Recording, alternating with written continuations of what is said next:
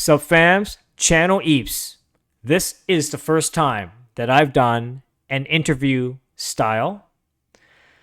And this time around, a great conversation, 3 hour long with Maria Tsang, an accomplished interior designer and architect who worked and collaborated with renowned firms working on global projects. A very interesting conversation, to say the least. Because it was 3 hours long, I decided that I would split it into 3 episodes.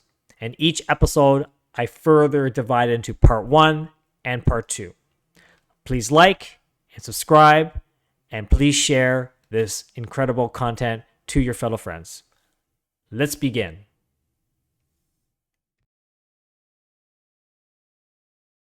So, fams, you are tuned in to the channel Eps. I'm your host, EEPMON, and this is...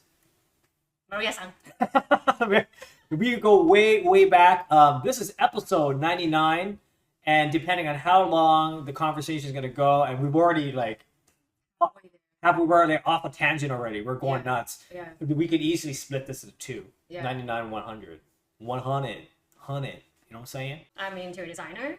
I've been working in the trade for 17 years now. Yeah. And so some of the companies that I worked at before was Pusherberg, Birdie Felix, and also 2 Design. So they are all very revered, respected. Yes, respected gurus, basically in the trade, not just in Canada but also worldwide. Globally.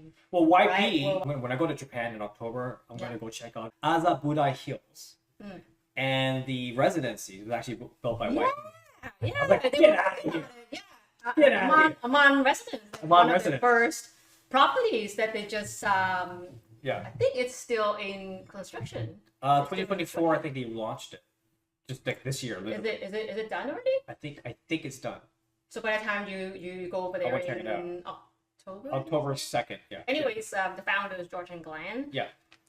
Now they just entered their 70s. So Congratulations. now they're becoming very selective. They just, wanted to work on projects that they feel meaningful to them. And then some of them are very interesting projects. Absolutely.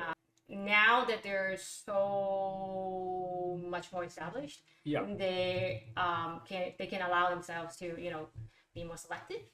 Not that they were working on. You built such a, already Yeah. quite a reputation. Yeah, from they worked many on years, easily over 200, 300 very high-end hotels worldwide, Four Seasons. Four Seasons. You got department stores like Four Seasons, Lane Crawford. Lane Crawford. Crawford. A ton of Hyatts, Park Hyatts. Hyatt. I remember when I was working there, 13, how many years ago? Something more than 10. Yeah. They were always, talking about, they would love to, work on Amman. Oh my goodness! There Amman you go. Hotel and Resorts, and Woo! now They they got got it. Yeah. Just perseverance. Yeah. Keep it going. Yeah, they will always, remain one of my, best of the best mentors. I still talk to them from time to time. They're very, As you very lovely. should. Yeah, Yeah. they're very, very lovely. They're very, very humble. Yeah. They're very, very humble. And for someone that, in the trade, highly respected. Very nice. They're very humble. So your Realm Studio. Ram Studio, yes, that's the name of my own design company. So I ventured out officially 2 years ago, and for the past 2 years, I was doing some collaborations with my former boss, which is the principal from 2 Design. So we collaborated on 2 showplats in China. So one is in Guangzhou. It's called the One Parkland condominium. The second one was also with Parkland. Parkland was the client. And then the second one is in Foshan. Oh, Foshan. Yeah. Yeah. Foshan. Yeah. So Canton region, basically. And ever since then, since March, I officially ventured out on my own. And then I had been working on something I'm very personally excited about is a condo lobby renovation not just the lobby, but also the facade as well. Amazing. And then the location is great because it's right across from the St. Lawrence Market Oh, in wow. downtown Toronto. Wow, Yeah. wow. You're working on it right now? Yes. Congratulations. Yeah, the permits just Huge. came through. Yeah. It took a long time because when you work with, so we're not just doing like some light refurbishments, changing wallpapers. We're not doing that. We are changing the whole lobby. We are demolishing some of the walls. Amazing. We're doing all the HVAC, all the mechanical and electrical. A lot that goes into that. Exactly. 100%. And then, and also the facade as well. So we are, demolishing some of the structural and then doing new, Beautiful. glass, mullion. I will definitely put your Instagram link onto my show notes. But like, you could check some of the stuff that Maria's been making and creating. It's phenomenal. Like super talent. Like it's one of these days I wanted to have to. I mean, one day if I get a bigger place or whatever, I'm gonna have to get you to do something. This is perfect. I've always been calling his place what's it called? MoMA Express. The MoMA Express. MoMA Express. Yeah, Like that's very kind of you to say that. No, it's like every piece of, whether it's a tool or an object or collectibles, it's like, it's like this is a gallery of EEPMON and what inspires you. And then, it does. It yeah. does. Everything has a story, and I try to, as I mentioned earlier, it's like when I come back from my travels, I want to, it doesn't, the notion of traveling and working and experiencing does not end. Like I want that energy to continue to flow through my own space. Yeah. So when I'm sitting down, as you mentioned when you came here, like I'm ready to do some work, like really nice to focus. Yeah, yeah. That's the feeling I want to get. Like it's a place where it's like my little bunker, right? It's my place. Yeah. But I still feel that I have this sort of traveling feeling on the go. Yeah. So that it's like all the elements. Yeah. You're always surrounded by the elements that inspire you of doing more and doing something new or work related. Yeah. I mean, I know it sounds like we're like alcohol. We're not. Yeah. So what were we talking about? So we were talking about the main topic that we were just kind of like bouncing ideas around was entrepreneurship. Yeah, entrepreneurship, spirituality. Very spiritual. Very spiritual. That's right. So at least for my path, like what I really think for me, why it's spiritual, as I mentioned, is because we are our own compass. We don't have any we have some guidelines that we set up for ourselves, but we have to we are also 100% accountable in pursuing and exploring those avenues. And by going through start to finish, you get to see at least like the whole sort of the whole process. Yeah. And then for me, I kind of evaluate how did it do for me? What did I learn? And sometimes some of the outcomes aren't always, what I expected. Or most of the time it doesn't come out what I expected. But that's fine, because I also learned, hey, look, I have to allow, like, it is what it is. The universe plays its cards in this certain way. I can't think about, what if? Yeah.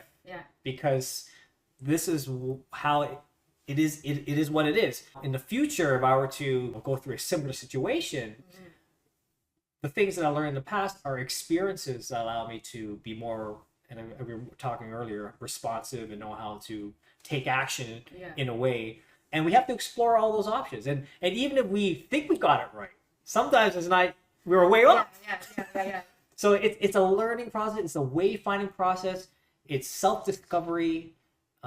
We build our intuition.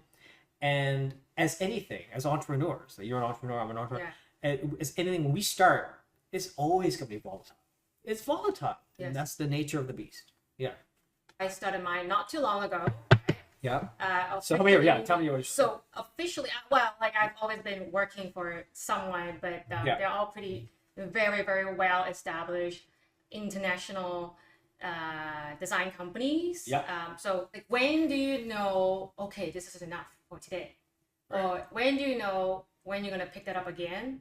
whatever you're doing. It could be like pitching. It could be, sometimes too much right. pitching, it gets really annoying. You know what I'm saying? Yeah. You have to be able to read people's little, Yeah, 100%.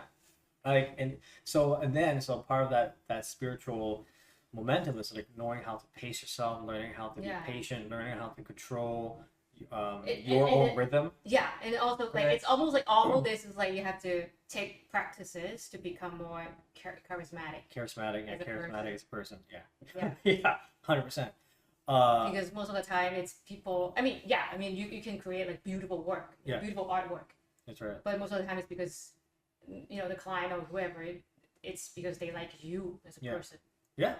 Right? Yeah, exactly. So as they say, I remember I did this, and I know how to be more responsive, and know how to and that's experience. Yeah, and that's experience, and that's something. Sometimes we go through the awkward moments. Sometimes we go through the most weirdest times, but then that's how we learn.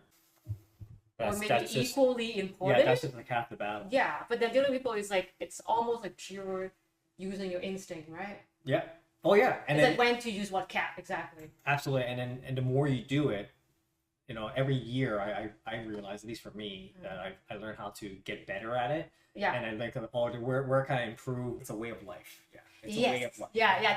That's a better way to describe it. It's not a lifestyle, but it's a way of life. It's a way of life.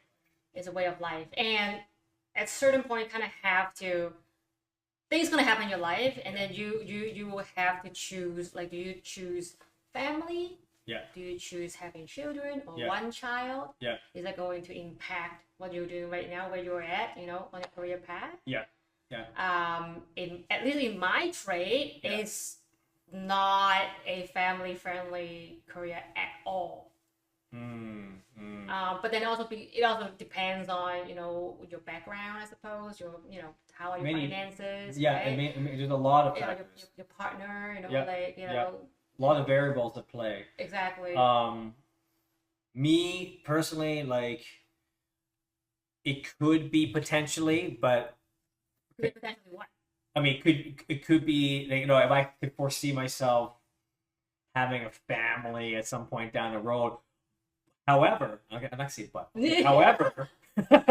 However, everyone's different. So me, I feel like there are certain things I need to hit, or certain thresholds I need to. But I feel like you're the type that you will, once you hit that, you will set another one. Probably. But your advantage is, at least you're born a guy. You don't have that biological clock is not ticking. Like Well, I mean, I don't want to start talking about a different topic about Sure. Yeah. Shouldn't say sexist, but I'm saying being. It depends. You know what I'm saying? Yeah, I understand. And also, but at the end of the day, also, it really. But it's a way of life. It's a way of life. Yes, you have to choose. And it's what your objectives are. Yes. And some people, if you want to have a kid, you want a kid. If you don't want a kid, you don't want a kid because it doesn't fit the way if you really want to have a kid, and then later on you find out you want to get back in, then you kind of have to, weave your way back or find your way back. I don't know. Even I'm getting older. I don't know. I don't know if they're as effective anymore. Okay. Maybe I'm like, I'm like, outdated. That's not true. They're like you always hear about stories of 80-year-old. No way. Are you serious? Yeah, 80-year-old marrying like a 30-something-year-old. And he had a kid. Half one or adopt one, I don't know. I mean, like, I have no idea. So I don't know the science behind that. I don't know. Yeah. But yeah, I mean, but I know what, I don't think it's just creative. I think it's any industry in general, right? I mean, like, okay, sure. We only know what we know. We only know what we know. Yeah. But what about your other artist friends who are like interesting around your level of success? Are they single? Do they have children? Do they have child? Do they have partner? Like, are they living the quote-unquote so-called a normal family life, or are they more so? No, they're single. Exactly. Single. Yeah. Because when you when you put in all of your focus on creating, right? Yeah. they have a pet, like a cat. That's the Pet family. cat. A turtle, you know, like Turtle, a fish. You know. turtle. I don't even have a pet. You know, it's A like roach. it's got slime. That's all I got. Slime. You know, but Plans. uh, Where's Moo? where's Moo! who's Moo? Who? Your my! orchid. I call. Oh yeah. Yeah. You remember? Yeah. Yeah. You keep correcting Actually, me. no. I keep calling Moo Moo. That's not. And you're like, that's Moo Cow. I'm Moo like, cow. yeah, whatever, Moo Moo. Oh yeah, Moo cat. I had to. Well, Yeah, I cut the stems because it's like reset for a new year. Yeah, Moo cow. That's right. Well, thanks for reminding. No, Moo Moo. Moo Moo or it's Moo cow? I think it's Moo cow. Well, I call it Moo Moo. Moo Moo. Okay, it's Moo Moo. My other orchid is in the washroom. What is it doing? It's hanging out. Oh. You know, take a shower, Is take it the humidity. It's great. Yellow? It was white. It was a white one. White, yeah. And this one is I think purple. Ooh, it's still kicking. I got a flower. And actually, maybe my plants are my pets. How about that? Maybe. Yeah, plant parents, you know? Yeah. Yes, I think. And I think you're pretty good at taking care of plants. Yeah. They need to get watered. I have 4 until there's one there. Wait, what were we talking about? We were talking about spiritual path. Oh, yeah. It's got like the digress. We're both like myself still, and then we just kind of like. Woo. I know. That's how it is. That's what I mean. That's fine. Yeah, that's how we roll. That's how I roll shit. You know, on a different dimension. Well, it's creative industries, man. That's how we roll, man. It's like Yeah. we vibe with that frequency. Yeah, but it's a spiritual path and all that, and I think that it's a way of life. So we travel, we experience, and all of that collectively, nothing's wasted. Everything that we do, everything we contact, everywhere that we go, everything that we make, whether it's a presentation to mock-ups and all, it's all part of that learning curve and going through those cycles that we get better and better and better at honing in our craft. Yeah. So for me, I always come back to what is the most important. There are 2 important things in this career. I mean, creating art for me, yes, I get it. I like what I do. It's good, okay? But most importantly, I feel the freest to really explore all my options.